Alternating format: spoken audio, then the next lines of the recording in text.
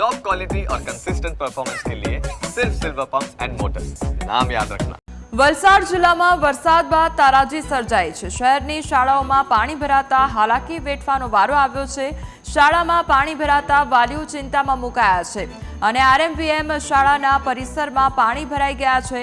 શાળામાં પાણી ભરાતા તંત્રની કામગીરી સામે અનેક સવાલો ઉઠ્યા છે, તો શાળાના શિક્ષકોએ તંત્રની કામગીરી સામે રોષ પણ વ્યક્ત કર્યો છે।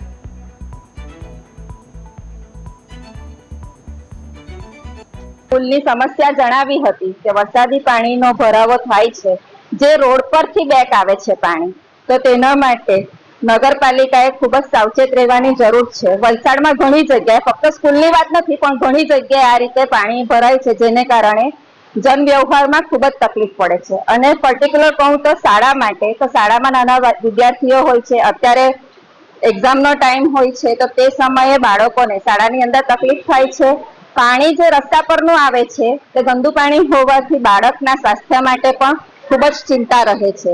તો જ્યારે આ બાબતમાં નગરપાલિકા અને દરેક કાર્યકર્તાઓ ખૂબ સાવચેતી રાખે અને કંઈક પગલાં લે। વહેલી સવારથી જ વલસાડ જિલ્લામાં મેઘરાજા મન મૂકીને વરસી રહ્યા છે, ત્યારે વલસાડ તાલુકાના વલસાડ શહેરના નીચાણવાળા વિસ્તારોના અંદર વરસાદી પાણી ભરાઈ જવાની સમસ્યા જોવા મળી। હાલ અમે ઉભા છીએ વલસાડની આરએમવીએમ સ્કૂલના અંદર, જે શાળાના અંદર હવે પાણી ભરાવાના શરૂ થઈ ગયા છે। વરસાદી જે પાણી છે એ હવે ભરાઈ રહ્યા છે, ત્યારે જે શાળાના સંચાલકો છે તેઓ દ્વારા હાલ તો જે આ શાળાના સંચાલકો છે તેઓ ટીચરો દ્વારા હાલ તો પાલિકા ઉપર જે છે એ આક્ષેપ કરવામાં આવ્યા છે। વલસાડ નગરપાલિકાની જે પ્રી મોન્સૂન કામગીરી છે એ માત્ર કાગળ ઉપર હોય એમ તેઓ જણાવી રહ્યા છે। તો સાથે જ આ જે શાળાના જે બેચ છે બેન્ચના અંદર પણ પાણી ભરાઈ ગયા છે। જે પ્રમાણે પાણી જોઈ શકો છો, કેમ્પસના અંદર પાણી ભરાયા છે, એટલે કે બાળકો જે છે એ બાળકોએ પણ આ પાણીમાંથી આવવા જવાની ફરજ પડે છે। ત્યારે ખુરશી, બેન્ચ, તમામ વસ્તુઓ જે છે એ પાણીના અંદર ડૂબી ચૂકી છે। આપ જોઈ શકો છો દ્રશ્યોના અંદર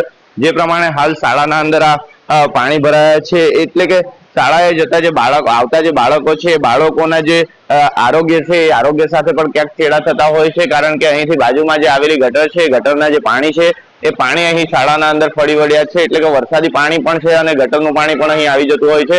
તો સાથે જ જે પ્રમાણે જે શાળાના જે આચાર્ય કે શિક્ષકો છે તેઓ દ્વારા નગરપાલિકાને વારંવાર વિનંતી કરવા છતાં નગરપાલિકાનું કોઈ પણ અધિકારી અહીં ફરક્યું નથી, જેને લઈને જે શાળાના જે સંચાલકો છે અને વાલીઓ જે છે તેઓ નગરપાલિકાના ઉપર હાલ તો રોષ ઠાલવી રહ્યા છે, એટલે કે નગરપાલિકાની જે પ્રી મોન્સૂન કામગીરી છે એ હાલ પોકળ સાબિત થઈ છે। Heratsinh Rathod, news capital.